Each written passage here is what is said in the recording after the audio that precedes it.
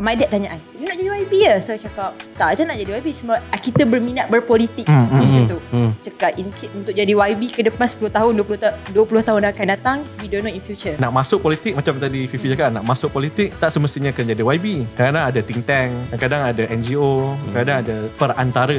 Assalamualaikum dan selamat datang guys, kembali lagi dalam BLTV Podcast. Ya, aku tahu dah, aku rasa berapa bulan, 3 bulan kot dah tak record. Ya, muka biasa Irfan Mahzan, tetapi kali ni lain sikit. Dua host kita yang dulu ada Jepar, John semua, kita nak kata pencen pun boleh kata pencen lah. Tapi untuk episod kali ni kita ada host yang baru, Fifi Filantisha.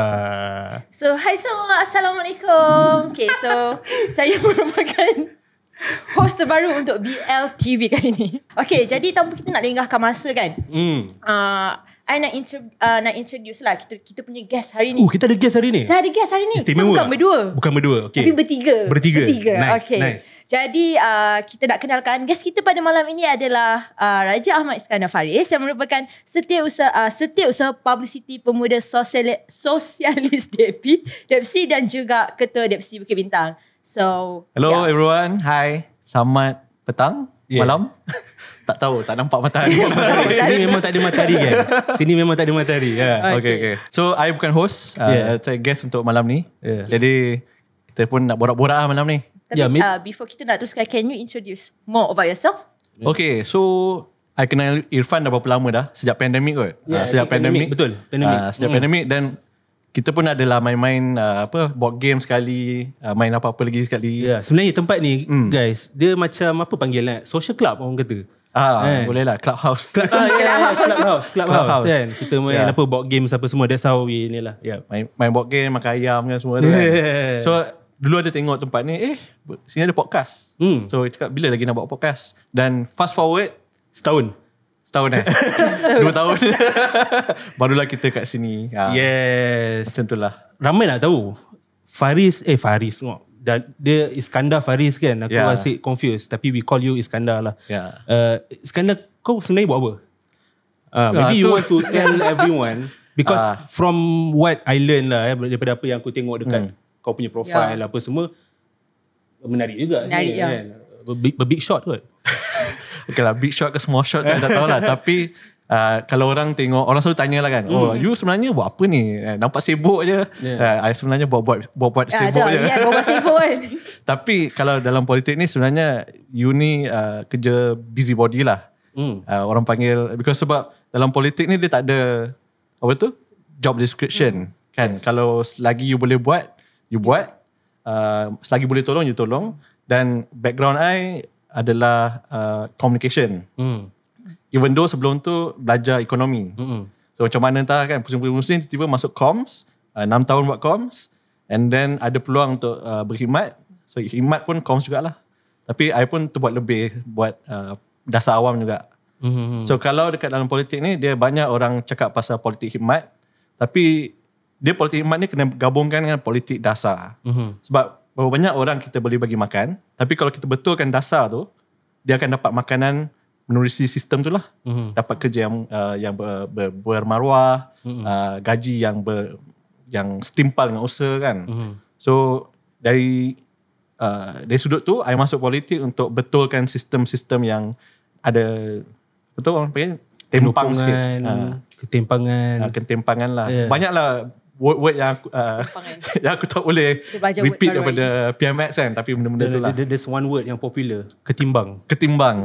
Dan kalau menurut ahli parlimen PAS tu, ketimbang tu maksudnya dia kata, aku sendiri malu nak sebut dalam podcast ni, tapi dia berani sebut dekat dalam Dewan Rakyat. Dalam Dewan Rakyat yang mulia lah. Ya betul, tak ada dalam Dewan Bahasa Pustaka, tapi digunakan dalam bahasa Indonesia sebenarnya. Dan itu adalah bahasa serumpun kan, bahasa Melayu. Betul. Dan DBP punya jawapan pun tak silap, kalau pemimpin negara tu menggunakan bahasa tersebut, itu merupakan satu evolusi bahasa.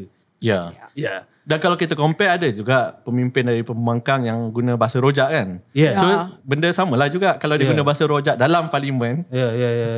Ada jargon juga dalam parlimen. So apa salahnya kalau kita guna bahasa serumpun sebagai nak naikkan kita punya kosakata. Betul. Bila cakap jargon ni teringat ni satu ahli parlimen yang digantung 6 bulan. Itulah. Banyak sangat jargon dia gantung sampai 6 bulan. Tadi Fifi ada introduce Iskandar socialist DAP. Apa benda tu? Boleh ceritakan sikit tak? Orang kita ni bila dengar socialist ni takut sikit. So benda ni kita nak ringankan. Dia socialist DAP ni itu ideologi. Tapi ideologi ni bukan agama lah. Yes. Pendekatan kita dari sudut politik, kalau DAP, pandangan kita, perjuangan kita adalah social demokrasi. Maksudnya tengah kiri sikit. So kita percaya kepada, bukan percaya, kita perjuangkan market, pasaran tu, tapi kita kena pastikan pasaran tu adil. Kalau kita cakap pasaran, kalau setengah-setengah orang cakap pasaran, kita biarkan pasaran tentukan, kan? Pernah dengar kan? Let market decide. Harga tu let market decide. Benda ni let market decide. Tapi sebenarnya kalau kita belajar ekonomi, market tu, pasaran tu sebenarnya tak adil. Dia akan lebih memihak kepada yang lebih berkuasa. Katakan kau bos BLTV kan? Yes. So I'm the boss. You're the boss. Tiba-tiba you hire people. And then you cakap, okay, gaji kau sekian. And then orang cakap, nak naik? Tak boleh. Kau cakap itulah you take it or leave it kan? So kalau kapitalisnya sistem cakap macam itulah. Employer is always right. But social demokrasi memberikan satu perlindungan kepada mereka yang kurang berkuasa. So itulah nak simpulkan dari benda yang lebih ringan lah. So DAPSI is orang panggil sayap pemuda untuk DAP lah. Ya, dia sayap pemuda untuk DAP. Dan kalau I think parti-parti lain pun ada sayap pemuda dia sendiri lah. Cuma kita, sayap pemuda kita ni lebih mengetengahkan ideologi sebab kita pun bersolidariti dengan parti-parti dekat negara lain lah untuk bertukar-tukar pendapat, fikiran. Dan benda pasal progresif politik ni mungkin lain daripada right wing politik adalah kita bersolidariti dengan parti-parti antarabangsa. Sebab apa? Sebab kita semua menghadapi cabaran yang sama, iaitu melawan konservatism. Yes. Melawan itu lain bro. melawan okay. Melawan right wing politik. Yes. So katakan ada satu parti yang lawan dekat US, lawan sosok macam Trump. Yes. Dia kalau dia berseorangan mungkin dia akan kalah kan. Jadi dia pun dapatkan ajaran ataupun idea daripada rakan-rakan lain dekat seluruh dunia lah. So itu gagasan. Betul. Idea sosialis lah. Dan bila kita cerita pasal politik antarabangsa tadi kau sebut sikit kan, there's a trend dekat UK election dan juga EU punya election, Fifi, di mana influencer social media ni kontes ataupun bertanding dalam pilihan raya diorang. Kalau kau perasan dekat pilihan raya UK kalau korang perasan pilihan raya UK I think 3 bulan lepas ke 4 bulan lepas, di kerusi Rishi Sunak ni bekas Perdana Menteri UK, dan dalam kerusi tu ada satu contestant ataupun calon, dia bertanding sebab dia nak troll Rishi Sunak. Okay. Perasan tak? Nico Omilana. Dan masa pengumuman kemenangan Rishi Sunak masa MP, dia umumkan Rishi Sunak tu menang untuk kerusi tu, dia angkat plakat macam like a voice of resentment towards Rishi Sunak lah dalam live punya ni. Oh okay. Yeah, menarik. He did that. Then it's a troll sebenarnya. Dia buat benda tu bukan nak menang, dia troll saja. Kita satu case. Aku nampak lagi dekat EU pun ada. That one also I forgot the name, tapi memang dia membuat keputusan untuk bertanding dekat kerusi European Union tu untuk test power je sebenarnya. Tapi tak? Dia berapa undi dia dapat? Okay, surprisingly yang calon EU tu menang. Kalau tak silap dia menang. Yes. And the journey is documented dalam interview dekat YouTube lah. You guys can search it up lah. memang the journey is very interesting. Memang dia nak bertanding tu dia tak nak menang dan tiba-tiba menang. My point here is like, what do you think of the future of politics untuk orang muda? Bagi aku nampak untuk next PRU itu yang kita akan hadapi. Influencer. Influencer, betul. Sebab basically anak muda sekarang fokus dia more to social media. Yes. Betul tak betul? Betul. Yes. So and then bagi pandangan I, okay, macam I terjun kepada bidang politik, sebenarnya terkejut juga. Sebab kita daripada bidang entertainment tiba-tiba kau berdebuk masuk politik. Apa yang terkejut? Jap, entertainment apa? Cuba sebut sikit. Ramai tak tahu ni. Ramai tak tahu. Okay. Do you want to go there? Itu nak correct juga. Alright, okay. Ke nak tunggu dia orang Google? Jangan Google. Saya cerita. Wait, cerita. Jangan Google. Okay. Google tak sahih korang. Alright, so basically macam before I ke dunia politik, I memang entertainment daripada umur 16 tahun. Okay. Sampai, boleh dikatakan sampai sekarang jugalah. Untuk modeling, berlakon, TVC, posting and all. Okay, jadi nak dikatakan bidang politik ini since PRU kita ni lah baru-baru ni 2022, itu yang membuat macam terkejut lah. Sebab rasanya PRU baru-baru ni yang macam agak, I mean like untuk anak muda macam I, macam wow, macam ni rupanya follow parti pergi politik apa semua. Itu first pilihan raya yang mengundi lah. Yes, betul, Kan? yes. Kali pertama lah, okay. Kali pertama mengundi. And then time tu, okay, macam my dad memang orang kata apa, orang yang politik. So basically kita nampak bapak kita macam, oh ni apa semua. Jadi sampailah 2022 macam my experience terjun ke bidang politik tu memang semua orang terkejut lah. Macam, kau dah kenapa sampai ada yang cakap kan, kau ni mesti kena bayar untuk buat content kan. Okay. Macam tu. You faham tak benda-benda we tu? got that a lot lah. Kita orang pun dapat benda tu yang sama. I pun dapat lah, to be honest. Lagi banyak lah. Beberapa tempat. Lagi banyak lah. Lepas tu I cakap, tak, I sendiri yang nak masuk. I cakap macam tu. So time tu I tak nak sebut. Ada orang tanya, who is your idol in politik? I takkan sebut. Itu I simpan sendiri lah. So bila I nampak dia ni macam, oh, he's still young. I bagi clue. He's still young.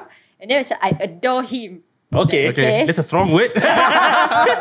Alright. So macam, okay, bila nak ke dunia politik ni, I memang time tu 100 kali juga fikir kan, betul tak betul ni? Aku buat betul tak betul? Sebab orang cakap politik keras. Yes. Untuk perempuan apa semua kan. Jadi time tu I memang macam, okay tak apa. So sebelum I nak betul-betul terjun, I just follow orang pergi berkempen lah. And time tu I memang dah stay kat KL. Tapi time tu I follow satu tim Pakatan Harapan. And time tu macam berceramuk lah. Macam you just follow orang you kenal, pergi ikut campaign apa semua kan. Bawa bendera apa semua. And time pergi konvoi tu I rasa macam best juga macam tu kan. Pergi turun padang, jumpa rakyat apa semua. So sampailah I balik Penang, I tanya my dad tanya I, kau pergi berkempen apa semua Pakatan Harapan, kau follow siapa kan? I macam, oh kita kena follow orang yang kat dalam politik kan. So macam, you kena leader lah. So I pun petik lah nama-nama yang nak petik kan. So I cakap, you nak jadi YB ya? So I cakap, tak je nak jadi YB, sebab kita berminat berpolitik. Macam tu. Cakap untuk jadi YB ke depan 10 tahun 20 tahun akan datang, we don't know in future. Lepas tu niat tu adalah. Niat tu ada. Pasang niat. Pasang niat. Okay. So time tu my dad tanya, kau parti mana? So I cakap, oh adik nak DAP. Okay. Sebab apa? Because I can speak Chinese. And then time tu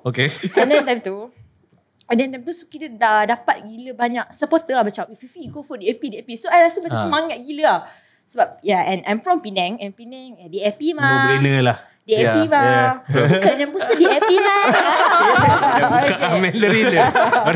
Alright. And then time tu macam my dad terkejut. Kau ikut siapa DAP? Sebab dalam family tak ada DAP kan. Kau ikut siapa DAP kan?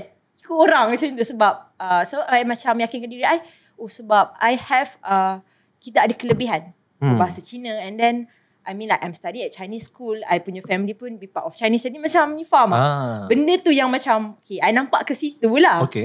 So my dad psycho I balik. Dia tanya satu soalan.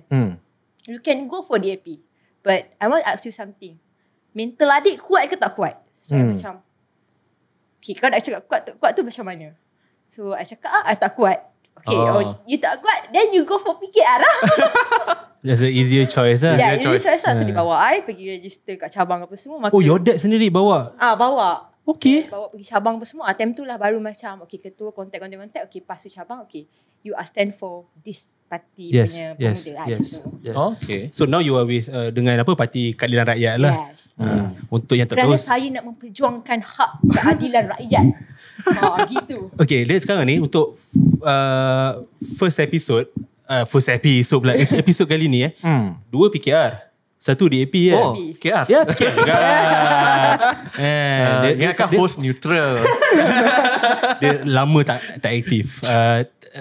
Okay, satu beza bila orang luar dia akan sebut PKR. Tapi kalau anggota dia akan panggil keadilan. Yes, keadilan. Keadilan lah. Keadilan. Itulah nak membezakan. Okay, whatever. So tadi Fifi kata kan, mental kuat tak kuat kan, bila nak masuk DAP kan. Kau rasa macam mana? Sebab ada I tanggap. nak tanya benda tu. Sebenarnya benda apa yang macam bagi anak muda ataupun orang luar, macam kau nak masuk DAP, kau kena ada strong mental enough. Okay. Sebab apa tu berpunca dia sebab apa, and macam mana nak hadap benda tu untuk pemuda-pemuda yang nak masuk ke dalam DAP lepas tu. So macam aku dah jadi member for untuk 12 tahun lah. Yes. 12 tahun sejak 2012. So later kalau you nak isi borang, I bawa sekali borang lah. Betul ni, dia dah keadilan dah bro. Ketua MK. So okay. So sebenarnya memang ada logik dia kenapa macam your dad cakap kena mental kuat. Sebab bila join dulu, ni cakap 12 tahun yang lepas, memanglah orang akan pandang serong yang lagi-lagi Melayu yang join DAP. Sebab dah banyak sangat tomahan dekat parti tu, sampai dia punya first thing dia orang ingat, okay, benda yang negatif. Hari tu I pergi satu event, event macam mengenali DAP juga. Soalan sama datang. So I pergi untuk tolong beberapa ahli parti dekat Segambut lah.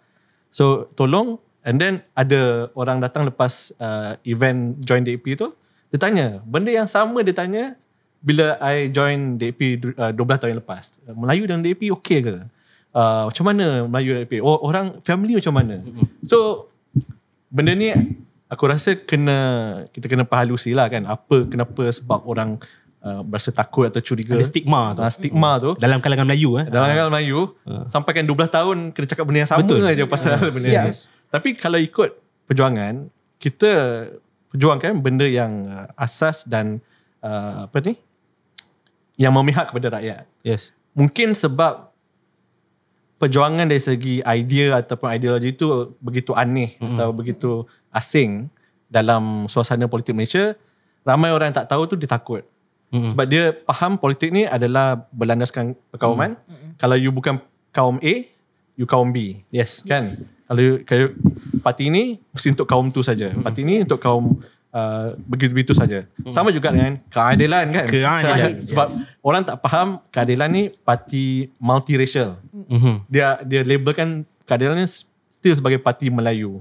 Yes. Kan. Yes. Padahal keadilan parti multiracial, DAP pun parti multiracial. Mungkin dari segi idea yang kita bawa tu mungkin sedikit berbeza kalau dari segi polisi, tapi kita nak perjuangkan satu masa depan yang mana politik tu berlandaskan idea instead of berbanding atau ketimbang warna kulit ataupun background latar belakang agama. Yes. Benda-benda yang kita dilahirkan kan, kita tak boleh tukar warna kulit. Betul. Lahir-lahir dah colour macam ni, takkanlah aku nak tukar kulit kan. Lahir-lahir kita dah agama dah menganut agama tu, takkan kita nak tukar. Betul. So kita nak popularize ataupun mempopularkan satu pemikiran bahawa politik ni wadah kepada perjuangan. Janganlah nak mengkapir-kapirkan, janganlah nak menghina seorang sebab parti politik yang dipilih. Betul. Dan itu yang kita nak fahamkan lagi-lagi kepada orang muda lah. Orang muda kat luar sana, especially terutamanya yang muka macam kita lah. Yang Melayu apa semua ni, jangan bila dengar DAP nampak logo roket dia rasa curiga ataupun rasa macam ini parti anti-Islam. Sebab rasanya point paling besar yang kita boleh buat adalah kalau betul DAP tu anti-Islam, dah lama diharamkan. Sebab pertama, setiap parti politik yang wujud dan berdaftar dengan ROS ni kena mengiktiraf perlembagaan. Dan perlembagaan mengatakan agama Islam tu agama rasmi dan tak ada masalah. Kan? Dan rasanya Anthony Locke sebagai Secretary General ataupun Setiausaha Agung pun cakap benda yang sama. Lagi-lagi sejak PRU yang lepas lah kita nampak bagaimana diserang kiri kanan oleh setengah parti kan. Dan bila kau kata idea this is a bit of background lah ataupun macam mana aku masuk parti politik lah. Tadi Fifi kan, this is my time lah untuk cakap. So your time to shine. Kalau macam aku masuk parti, not gonna deny, pilihan pertama adalah DAP. Tapi mungkin sama macam Fifi, aku punya mak bapak punya reaksi yang sama. Kenapa DAP? It's the same reaction. Dan yelah bila kita fikir balik, sebenarnya minat Anwar Ibrahim juga. Itu lagi utama lah. Minat Anwar Ibrahim sebab tu masuk Keadilan lah, and the rest is history lah. Dan apa yang aku nak kata, bila kita kata politik ni memerlukan idea ataupun memperjuangkan idea, aku punya pendekatan ataupun pemahaman terkait politik itu bermula dengan pendidikan politik. Oh, okay. Yes. Kalau korang pernah dengar Dewan Reformasi. So that was my first political education lah yang aku lalui. Exposure lah kan. Yes, the first exposure. Sebab sebelum tu nak masuk SETDEM. Kalau yang kat luar sana tak tahu SETDEM tu apa, adalah sekolah demokrasi. Dikelolai oleh parti DAP. Cuma tak sempat lah. I think that was 8 years ago macam tu lah. Sangat muda. So tak jumpa Iskandar, tak jumpa ramai-ramai kawan lah yang ada sekarang kan. Tapi bila dah masuk parti, join Dewan Reformasi, bermulalah daripada situ. Mungkin kau nak cerita sikit apa, sebab aku nampak DAP punya sumbangan terhadap membangunkan aktivis yang ada sekarang ni sangat besar. Kan? Betul, kita ada, kalau korang pernah dengar, Kelab Bangsa Utama, Universiti Bangsa Utama, UBU kan, KBU, yang ada sekarang dapur jalanan, itu semua geng-geng tu lah. Kan? Kita ada Adam Madli dan sebagainya. Dan DAP juga, SETDEM. Maybe you want to explain a bit more? So SETDEM tu sebenarnya dia bukanlah pioneer lah. Kalau nak cakap pasal sejarah. Sekolah politik Sekolah politik dulu. Siapa yang asalkan sekolah politik tak payah cakap lah kan. Orang yang tahu je tahu kan. YTJ. So SETDEM, dan waktu tu aku rasa kalau SETDEM ni dia bagi pendedahan kepada politik dari segi ideologi lah. So tak adalah orang tertipu dengan momokan macam sosialis ni jahat ke apa semua tu. So kita belajar spektrum politik tu macam mana, ideologi tu macam mana, dan parti-parti tu kalau ikut spektrum tu duduk kat mana. So tu SETDEM. Dan dia bukannya macam sekolah dulu yang kena tulis-tulis, tapi banyak role playing, buat parlimen, simulasi parlimen, simulasi partisan tu macam nak tubuhkan parti semua, buat press statement, buat press conference. Press conference. So basically SETDEM ni tahu berapa? Waktu aku dulu 2012. Until now still ada ke sekarang dia tukar kepada maktab politik. Reincarnation. Actually menarik. Kenapa? Sebab kita tahu DAP tapi menggunakan perkataan Arab. Maktab politik. Yang tu kita kena tanya penganjur dia. That's a good move lah I think. Pengetua dia yang terbaru, mungkin you all boleh siapa pengetua terbaru? Edri. Oh Edri. Yes Edri. So boleh invite dia untuk the next one. Tapi benda platform macam ni dia bagi pendedahan kepada mereka yang mungkin tak berapa terbuka hati untuk menyertai parti lagi.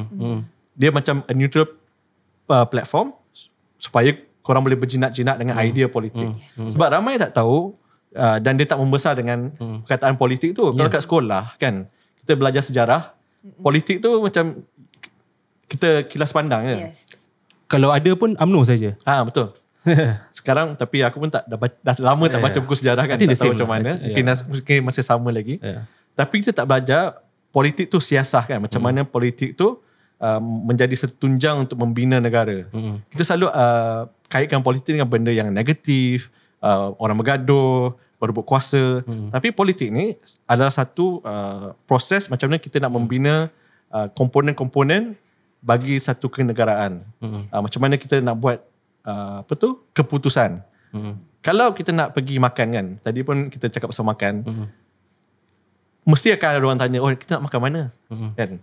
So kalau ada 5 orang, macam mana kita nak decide? Yes. Kita nak buat keputusan. Yes. So keputusan nak buat tu pun politik juga. Betul. Siapa yang ada more influence cakap, okay, hari ni kita makan nasi kukus. Yes. So nasi kukus. Mungkin ada 2-3 orang tak setuju, tapi ada 3 orang setuju. So Yeah. dia ikut majoriti. There's saya nak fahamkan orang tentang politik paling mudah lah. Itu paling mudah lah. Demokrasi, Dia, kan? dia macam satu Sinonim bukan sinonim, apa panggil? perumpamaan. Perumpamaan. Yes. Jadi kalau nak senang faham, politik ni adalah bagaimana kita membuat keputusan. Kan? Parti itu adalah dia represent one side, satu lagi parti itu dia represent the other side. Mungkin dari situ dia berdialog dan berhujah macam mana yang lagi bagus, mana yang perlu kita utamakan dan sebagainya lah. Nanti sebelum kita move on kepada part kedua, mungkin Iskandar nak macam mana bagi tahu kita apa masa depan landscape politik. Contoh 5 tahun ke hadapan, what should we expect? Kan? Sebagai orang muda lah. Ya. Kan? Yeah. Orang muda ni bila aku pergi tengok kan tinjau dan macam engage dengan diorang semangat nak buat something. Diorang nak buat something, cakap apa kita boleh buat. Cumanya itulah, dia tak ada pendedahan kepada instrumen-instrumen politik. Pada mereka, ahli politik ni asyik gaduh. Ahli politik ni asyik bertengkar, bercakaran. Tapi politik, nak masuk politik, macam tadi Fifi cakap, nak masuk politik tak semestinya akan jadi YB. Boleh juga jadi apa ni, kadang-kadang ada think tank, kadang-kadang ada NGO, kadang-kadang ada perantara kadang-kadang. Sebab satu yang aku rasa blind spot kepada pembuat dasar adalah mereka tak dapat akses kepada semua pemegang taruh. Kan? Betul. Sebab kadang-kadang setengah pemegang taruh, kita balik kepada konsep awal tadi, setengah pemegang taruh dia lebih berkuasa kan. Yes. Lebih ada kuasa, so akses kepada ahli politik tu mungkin lebih sikit lah. Ni orang kata pemodal-pemodal lah. Mungkin lah. So dia mungkin sebab dia businessman, dia pernah jumpa politik ni, ahli politik ni, so lagi senang dia nak berinteraksi. Kadang-kadang bukan sebab apa pun, sebab industri itu sendiri, katakan ahli politik nak faham industri, dia kena jumpa pemain industri. So lagi mesra ataupun lagi dekat dengan pemain industri. Tapi kadang-kadang orang yang tak ada akses ni, mungkin dia pekerja kan, union. Dia tak ada akses kepada ahli politik. Jadi benda-benda ni, siapa yang berminat untuk menyertai politik, mereka boleh memudah cara supaya mereka yang tak ada akses ni boleh ada akses kepada ahli politik. Itu I rasa benda yang lebih sikit murni lah kalau nak join politik ni, lebih daripada untuk memberi khidmat. Kita boleh juga fikir macam mana kita nak menghubungkan benda ataupun mereka-mereka ni yang tak terhubung dengan pembuat dasar. So I think that's the wrap up untuk part pertama. Kita akan kembali lagi. Sampai jumpa ke part 2. Stay tuned guys.